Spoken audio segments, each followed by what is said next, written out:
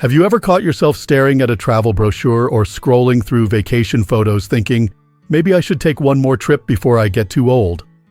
It's a tempting thought, isn't it?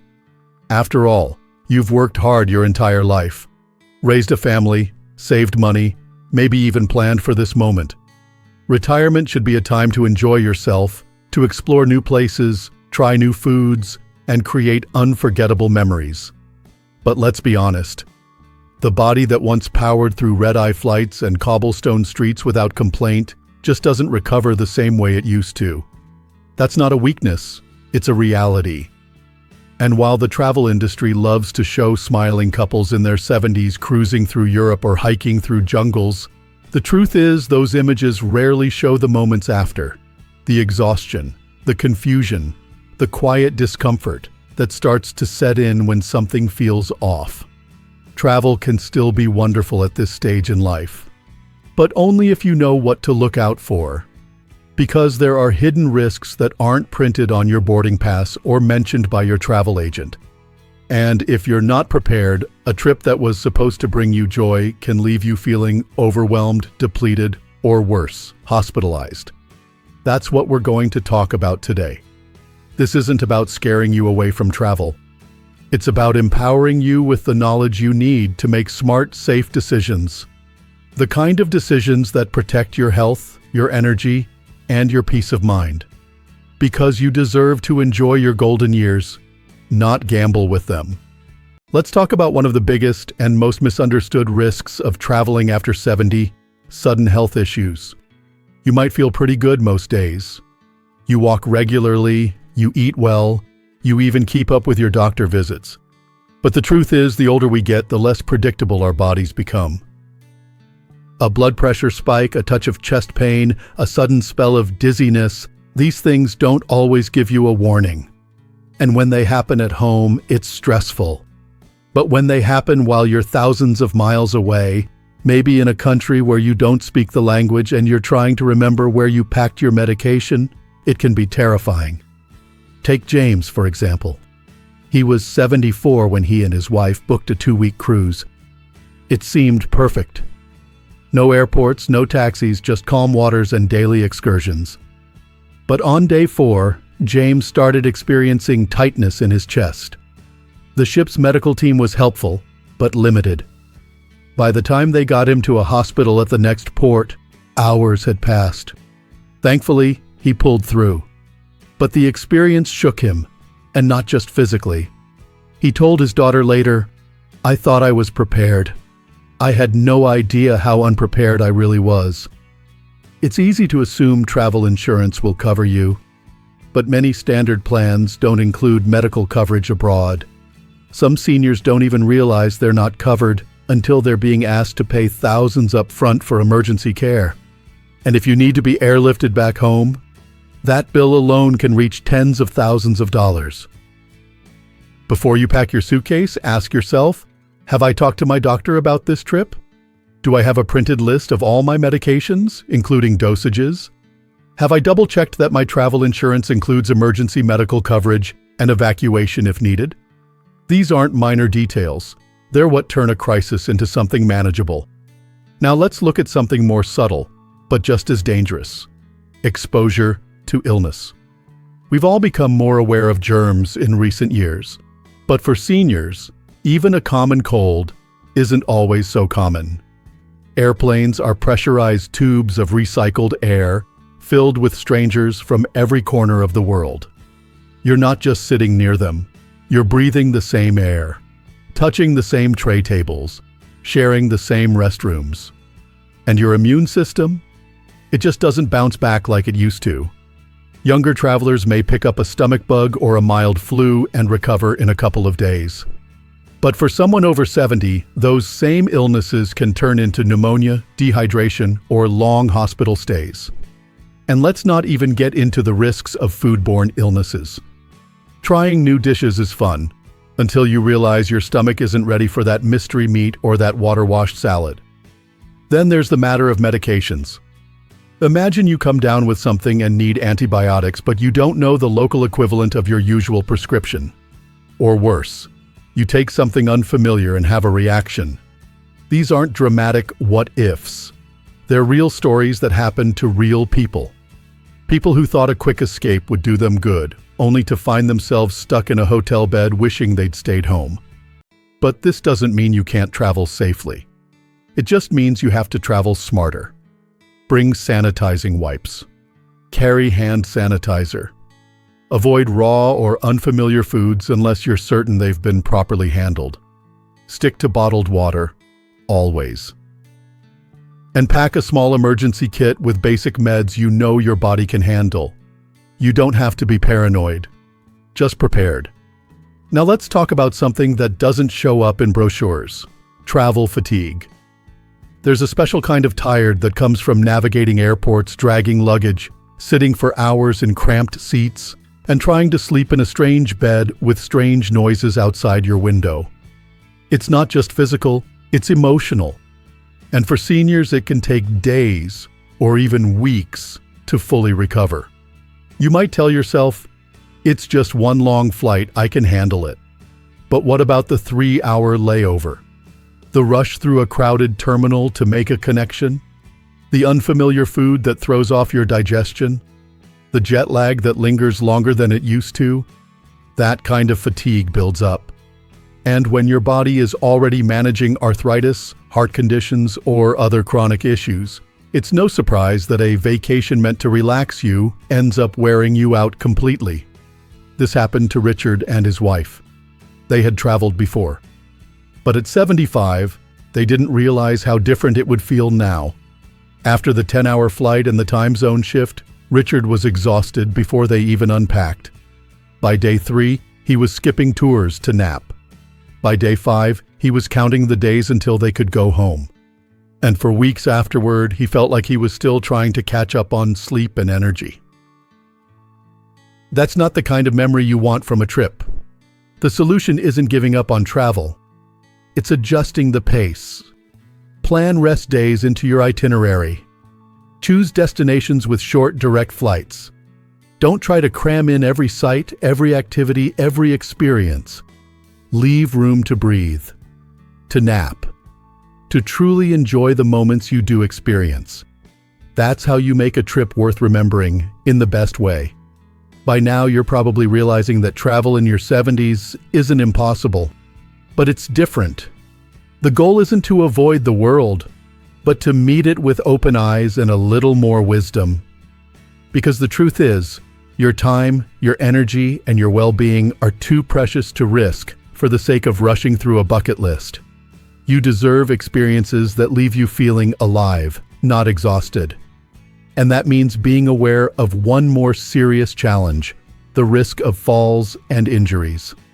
Most people don't think about falling when they're planning a vacation. We picture sunny beaches, beautiful architecture, maybe a gentle hike or a stroll through a museum.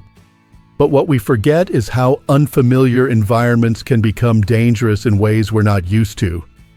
At home, you know where the steps are. You know how high your bathtub wall is. You know where the slippery tiles are, or the best shoes to wear on your porch. But when you're in a hotel with polished marble floors, or trying to climb aboard a bumpy tour bus, or walking down a cobblestone alley in a historic city, your balance is tested in new ways. And when your reflexes aren't what they used to be, one misstep can change everything. Just ask Linda. She was 78 when she finally took her dream trip to Italy. She walked regularly at home and felt confident she could handle the sightseeing. But one evening on a quiet street in Florence, she stepped off a curb she didn't see and landed hard on her side. Her hip broke instantly. She was rushed to a hospital she didn't know, surrounded by doctors who didn't speak her language. Her trip ended that night, and what followed was months of recovery, frustration, and regret. A single fall after 70 can lead to more than just pain. It can mean surgery, limited mobility, or even permanent changes to your independence. That's a steep price to pay for not wearing the right shoes, or not recognizing that some places simply aren't designed with seniors in mind. And it's not just the terrain, it's the fatigue. When you're tired, your steps are less steady. Your attention drifts. You try to keep up with the group when your body's telling you to rest. Add in jet lag, dehydration, unfamiliar food, and that perfect travel storm begins to form. Before you know it, one rushed morning or skipped meal is all it takes for a stumble to turn into a serious injury. So, what's the solution? It's not about wrapping yourself in bubble wrap or staying indoors. It's about choosing destinations and accommodations that are senior-friendly. That means elevators instead of long staircases, handrails in bathrooms, sidewalks that are even and well lit. It means bringing walking sticks if you need them, or even a small foldable cane for balance in crowded places. And above all, it means listening to your body. If your knees are aching, if your back is tired, give yourself permission to sit. You've earned the right to take it slow. And now we need to talk about something that's rarely mentioned in travel guides, but just as important as your health, your money. Travel is expensive. That's no surprise. But for seniors, the financial risks go far beyond ticket prices and hotel bookings. You're not just spending money, you're putting yourself in unfamiliar territory, where scams and unexpected expenses can quickly spiral out of control. Many older adults assume their regular insurance will protect them if something goes wrong on a trip. But if you need emergency surgery abroad and you didn't purchase the right travel coverage, you could be looking at tens of thousands of dollars out of pocket. And let's be honest, most people don't budget for a surprise medical evacuation. Then there's the issue of trip cancellations. Let's say you've been planning your dream cruise for months. But 2 weeks before departure, your blood pressure spikes or you catch a bad cold. You're forced to cancel, but the cruise line says it's non-refundable. Just like that, thousands of dollars vanish. And the stress of trying to get that money back can be overwhelming. It happens more than you think. And unfortunately, some people see seniors as easy targets. Taxi scams, overcharging at restaurants, fake tour packages, helpful locals offering bad exchange rates. There are dozens of ways to lose money when you're in a new place. And if you're tired, distracted, or simply trying to be polite, it's easy to fall into a trap. That's exactly what happened to George. He was 76, sharp-minded and cautious. But on his trip to Thailand, he booked a hotel online that looked beautiful in the photos. When he arrived, there was no hotel, just an empty lot. The website had been fake. His deposit? Gone. And because it was booked through an obscure travel site, he had no way to recover the money. He ended up spending double just to find another place to stay. And the stress? It followed him home. The lesson here is simple. Being over 70 doesn't mean you're helpless. It means you need to be even smarter. Use reputable travel agencies. Book directly with airlines and hotels you can verify. Carry copies of your reservations. Tell your credit card company you'll be traveling. Keep emergency cash separate from your wallet. Don't flash expensive jewelry or electronics. And if a deal looks too good to be true, it probably is. And please don't let pride get in the way. Ask for help when you need it. Use the bellhop. Request a wheelchair at the airport if walking long distances is tough. No one is judging you. In fact, you'll enjoy your trip a whole lot more if you're not pushing your body or your wallet to its limit. The truth is, the dream of travel doesn't end after 70. It just evolves. It becomes less about how much ground you can cover, and more about how much joy you can find in every step. It's about traveling with intention, with awareness, with care. And it's absolutely worth doing right. You've seen the brochures, the commercials, the smiling couples with silver hair walking hand in hand along the beach or sipping wine with a sunset view behind them. It all looks so effortless, so inviting. And yes, travel after 70 can be just as beautiful as the pictures promise. But not if we ignore the realities that come with age. Because the final, and perhaps most overlooked danger of traveling in your later years, isn't always about your health or your wallet. It's about how a poorly planned trip can rob you of something far more valuable. your peace of mind. Think about it. What is travel really supposed to give us? Joy, connection, a sense of wonder, and maybe, if we're lucky, a renewed appreciation for life itself. But when a trip is riddled with stress, from the airport chaos, the fear of getting sick, the hidden costs, the sleepless nights, the overwhelming schedules, those magical moments get lost. Instead of returning home energized, you return more tired than when you left. And that's the final hidden danger. The mental and emotional strain of overreaching at a time in life when balance matters more than ever. You see, stress affects everyone. But after 70, it doesn't just leave you with a headache. It can affect your memory, your immune system, your blood pressure, your mood. You may find yourself feeling anxious or irritable without knowing why, or struggling to adjust to being home again because your body and mind are still trying to recover from the journey. What makes this tricky is that the stress often doesn't show up right away. You might feel okay during the trip, pushing through each day, skipping breaks, telling yourself you're fine. But a week later, you're still sore. You still feel off. And you wonder if that trip was really worth it after all. Now, this doesn't mean you shouldn't go anywhere. It means we need to redefine what good travel looks like after 70. It's not about ticking off every country on your bucket list. It's not about doing everything, seeing everything, squeezing every ounce of excitement into a 7-day sprint. It's about choosing experiences that match your pace, your needs, and your joy. It's about quality over quantity, presence over pressure.